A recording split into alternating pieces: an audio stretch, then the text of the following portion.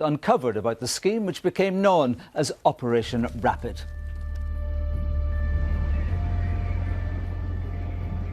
It was a strike at the heart of the British establishment, and an atrocity that shocked even those who had become accustomed to IRA violence.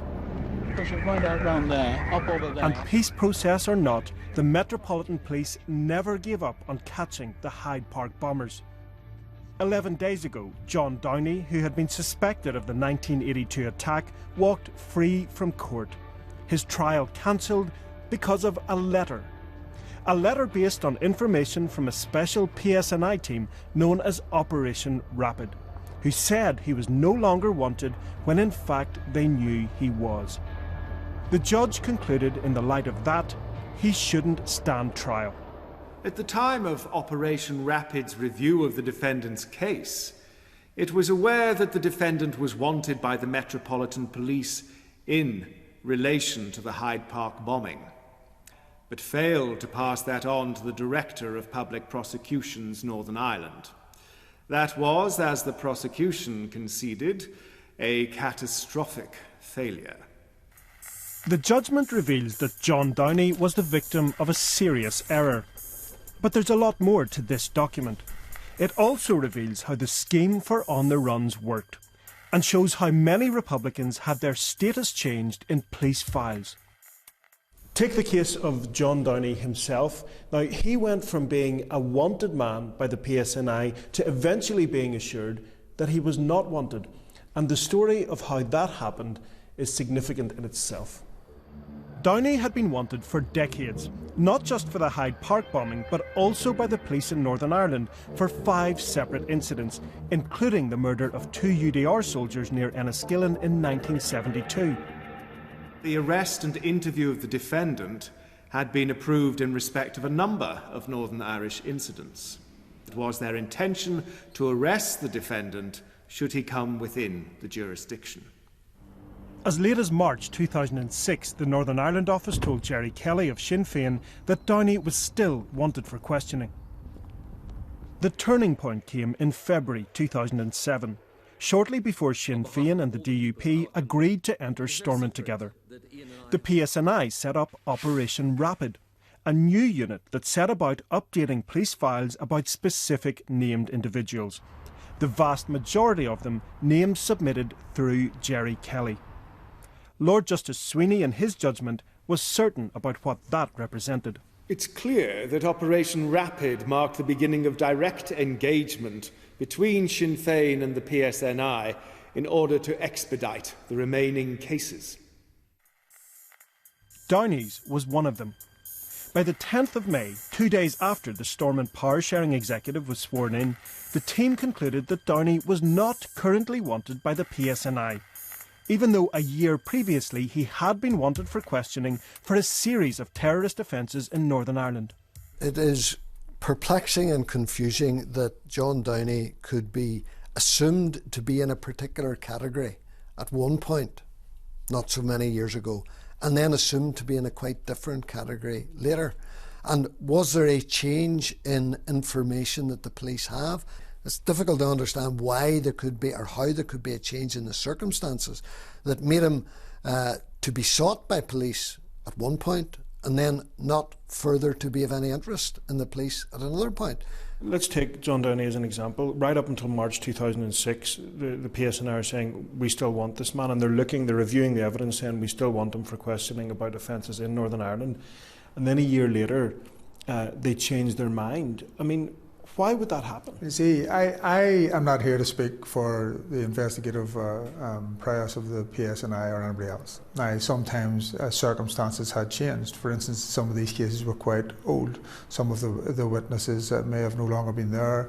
They may have no longer stood over it. There could have been a forensic issue which was not up to modern standards. It could have been anything. Downey wasn't the only person about whom the official attitude changed. In fact, it seemed to have been a regular occurrence for on the runs to be considered wanted and then later not wanted by the PSNI. In 2007, during the early stages of Operation Rapid, 75 individuals were confirmed by the UK Attorney General as wanted. 2 years later, that number had shrunk to 16. Why is it called Operation Rapid? I would have a concern that at that point, in relation to those last batch that come through, that maybe there wasn't the same interrogation of files, that maybe there wasn't the same cross-referencing of intelligence, and that some of those letters could, hopefully not, but could fall into the same category as the Downey letter. It seems that some cases were reviewed again and again before a different conclusion was reached. One on the run was described as wanted 3 times over the course of a decade, only to be removed from the wanted list in 2012. What information would the police have in a series of years that subsequently then they didn't have, that would allow them to say, we can give sufficient information which allows a letter to be given, where 3 times possibly on previous occasions they couldn't do that? I would like to hear the answers to that. I don't know the individual cases in terms of what happened in the meantime, but whatever happened, and I mean I could give 20 explanations of it here, but I wasn't involved in it. I wasn't involved in that part of it, so I can't tell you. The point is, I suppose, that when you have so many people going from being wanted to not wanted at around the time when politically the executive is coming together and being sworn in, it rings alarm bells because people wonder whether political pressure was put on to get the right result for certain people. The political pressure was put on where? In the Northern Ireland office to the PSNI. So political pressure was put on the PSNI, then you must ask the PSNI if they were pressurised. We did ask the PSNI, but they said it would be inappropriate to comment because of the new judge-led inquiry and a separate police ombudsman investigation. It's likely that some cases couldn't be pursued because witnesses had died or forensic evidence wouldn't hold up. But when it came to John Downey, the judge seemed perplexed about how he had been processed. There remain gaps in the documentation and a lack of sensible explanation as to what actually happened within Operation Rapid in relation to the defendant. But the biggest gap of all is around something that happened a year after John Downey received his letter of reassurance.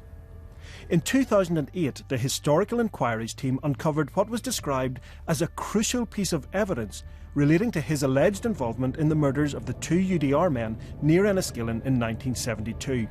The judge quoted an internal PSNI email that indicated, as far as the HET was concerned, John Downey was once again a wanted man.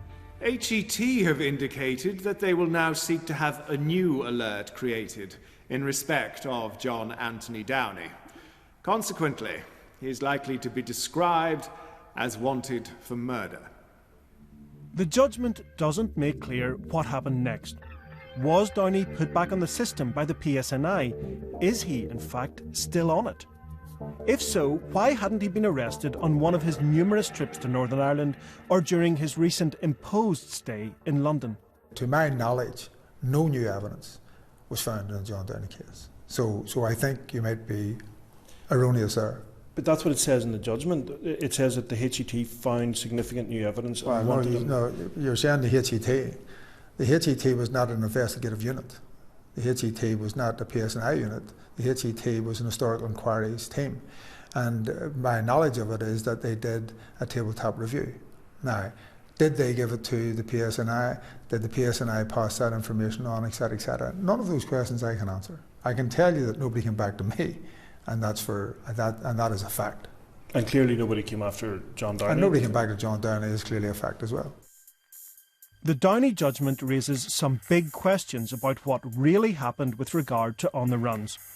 Now it'll be up to another judge to attempt to answer them. The next judge-led inquiry will focus closely on how robust and reliable the process was that reviewed the cases of on the runs. And to do that, it may have to repeat Operation Rapid all over again. But it's clear that this document is where the next inquiry begins, because this judgment was the first to shed light on a process that took place mostly in the shadows. This is likely to go down as a landmark legal case, but it's also a milestone in the history of the political process here, because it scratches the surface of the hidden price we may have paid for peace.